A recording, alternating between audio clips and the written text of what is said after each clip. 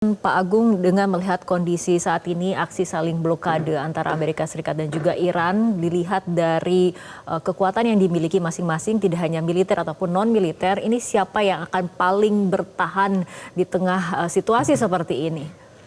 Tujuan dari blokade satu adalah kalau Amerika tujuannya membuat Iran tidak bisa mengekspor minyaknya. Tujuan dari Iran, kalau saya nggak bisa mengekspor minyak, yang lain juga tidak bisa. Nah, kalau yang lain tidak juga bisa, akan masalah pada harga minyak dunia. Ya. Tapi kalau nanti Iran nggak bisa lewat harga minyak Iran. Namun sesungguhnya mari kita lihat siapa yang lebih menderita. Jadi pada saat pada saat memulai perang, saya biasa menggunakan instrumen kekuatan nasional negara ya Amerika dan berhadapan. Diplomasi Amerika kuat sekali, informasional kuat sekali, semua media ngeliat Iran itu kurang baik, jelek, buruk, militer jelas kurang, dan ekonomi Amerika kuat, sanksi. Namun sebaliknya adalah pada saat setelah 5 minggu, diplomasi Amerika kayaknya sendirian dari dunia. Dia mau ngajak kemana gak ada yang mau ikut, ngajak kesini gak ada yang mau ikut, Trump marah-marah sendiri, malah berantem sama Paus ya, Pope ya, pada yang mulia Paus, berantem sama orang Itali, Permanenti Itali, berantem sama semua berantem lah. Temennya Israel pun juga kayaknya gak deket-deket juga sekarang. Diplomasi, udah rontok lah. Kemudian negara teluk pada nggak percaya sama dia, semua pada menjauh, pura-pura deket tapi nggak mau. Akhirnya sendirian, akhirnya dia terpaksa temenan cuma orang Pakistan tuh. Wah, yang ini kasatnya Pakistan sama Perdana Menteri oke deh.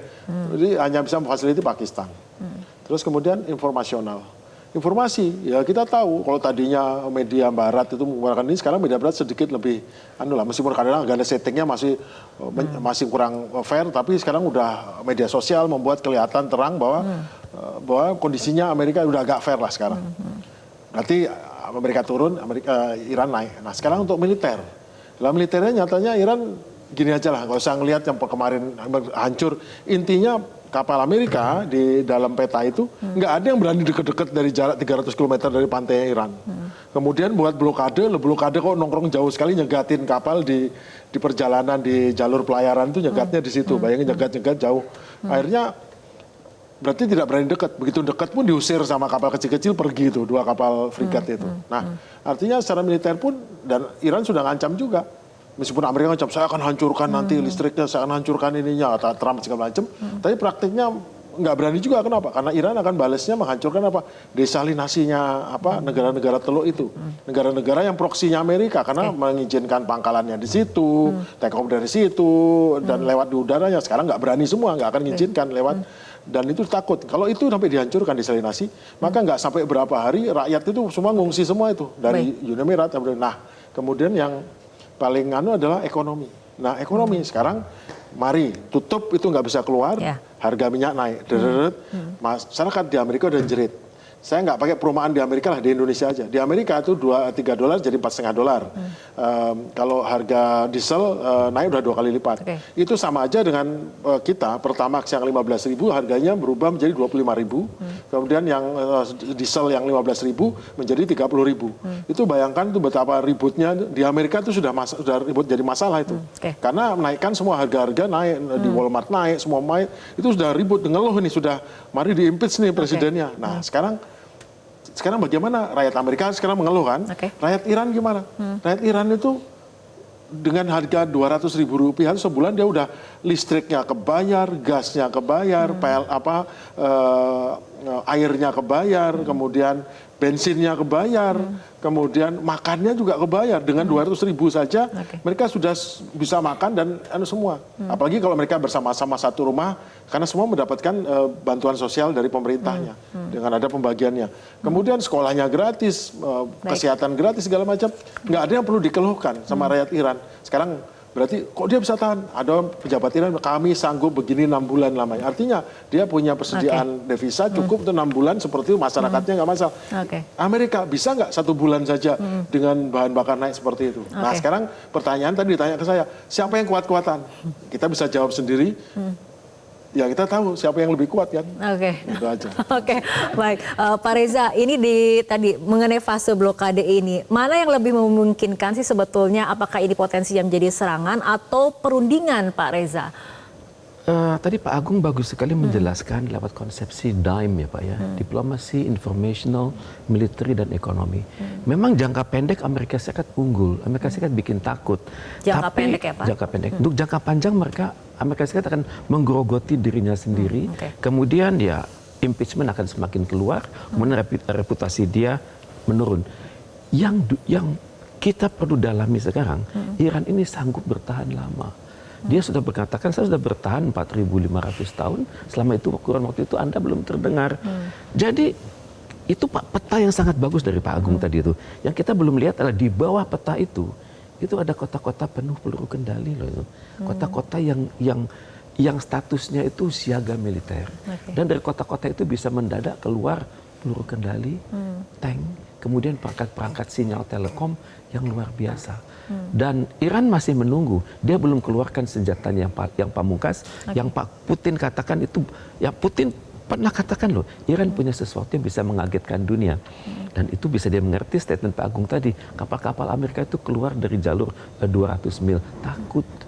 Dan untuk itu saya bisa bayangkan Iran itu memang mengkombinasikan diplomasi akan berjalan, kekuatan militer dia itu misterius. Dan ini kekuatan tersendiri dari Iran. Oke, nah Mbak Aisyah, dengan posisi saling blokade seperti ini, menurut Anda apakah ini akan menahan perang terbuka atau mempercepat eskalasi di tengah kemudian perundingan yang akan ataupun memang akan dijadwalkan digelar dan gencatan senjata yang akan segera berakhir?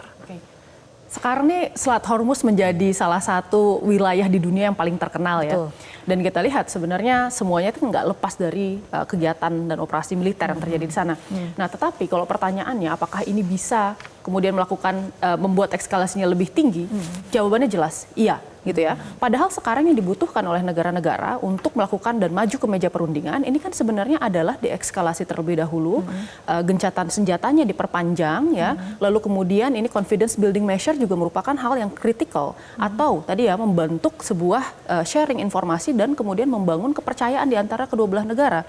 Di perundingan pertama sulit banget nih membangun kepercayaan antara Amerika Serikat dan Iran. Betul, karena di perundingan pertama itu baru 3 hari ceasefire sudah diseret ke meja perundingan kedua belah pihak. Sekarang kita tahu ya baru beberapa hari ini selesai 14 hari, lalu kemudian ada jeda waktu sekitar seminggu lagi ini disuruh untuk kembali berunding dengan kondisi dua-duanya sama-sama menerapkan yang namanya maximalist approach. Jadi tidak ada nih pihak yang ingin mengalah, apalagi mereka jelas red line-nya di mana di antara kedua belah pihak ini.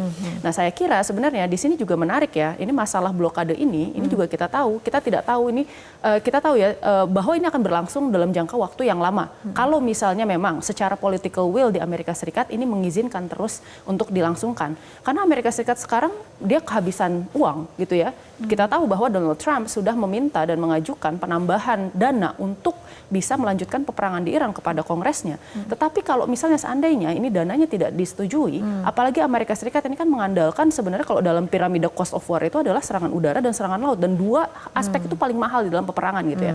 Kemungkinan besar mereka akan mengalami tadi ya kesulitan untuk bisa melakukan operasi. Apalagi tadi ada imperial overstretch, di mana kemudian teknologi-teknologi Amerika Serikat, baik itu di Korea Selatan ataupun bahkan sekarang yang kita dengar Patriot System yang ada di Polandia itu mau ditarik juga ke Middle East. Jadi sebenarnya Amerika Serikat sekarang mulai running thin. Meskipun tadi ya kita tahu bahwa Amerika Serikat mengklaim bahwa dia unggul secara taktis, lalu kemudian dia juga kemudian memiliki air superiority yang sekarang di-challenge juga ya oleh Iran gitu. Dan kemudian sekarang base-base di Amerika Serikat ini kan ada 13 yang major ya, dan hampir semuanya sekarang sudah unoperational lagi gitu. Kita lihat di sisi lain Iran ini sebenarnya dia belum mengeluarkan ya senjata-senjata terbaik ya, termasuk misalnya angkatan daratnya ini masih sangat fresh di Iran ya. Lalu kemudian kita tahu tadi coastal defense system, termasuk diantaranya di dalam pulau ini sebenarnya, di dalam selat ini ada namanya Pulau Qasim, di mana di situ adalah Iran menempatkan banyak sekali kemudian misil-misil dan peluru kendali untuk bisa menyasar kapal-kapal yang nanti akan melalui Selat Hormuz atau bahkan kemudian sampai di mulut ya Teluk Qatar gitu. Oke, baik. Artinya masih banyak kemungkinan yang terjadi, tapi kita harapkan perundingan akan tetap dilakukan, kedua negara bisa hadir dan duduk di meja perundingan, dan kita harapkan ada kesepakatan untuk mengakhiri konflik yang lumayan panjang ini ya dan memberikan dampak yang luar biasa kepada global. Baik, terima kasih Pak Reza, Mbak Aisyah dan juga Pak Agung telah berbincang pada malam hari ini. Dan pemirsa, di Selat Hormuz kini berlaku satu hukum tak tertulis. Jika dibuka belum tentu aman, jika ditutup pasti jadi ancaman. Semoga bara ini tidak membesar karena yang berguncang bukan hanya kawasan tapi seluruh tatanan dunia. Jelajahi cara baru mendapatkan informasi. Download Metro TV Extend sekarang.